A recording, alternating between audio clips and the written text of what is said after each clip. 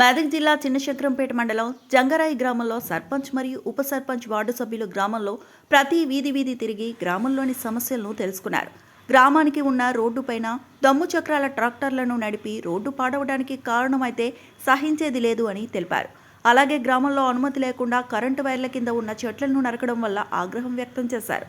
అనుమతులు లేకుండా చెట్లను నరకడం ఏంటని ప్రశ్నించారు.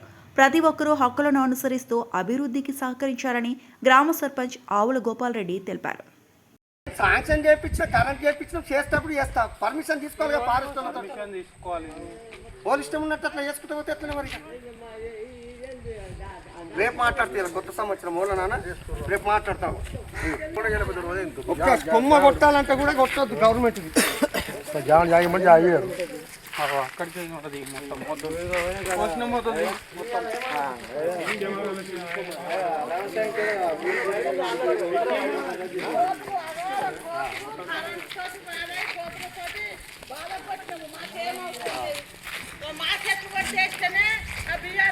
చేసుకోవాలన్న పైపు ఇది ఎట్లా చేసాం.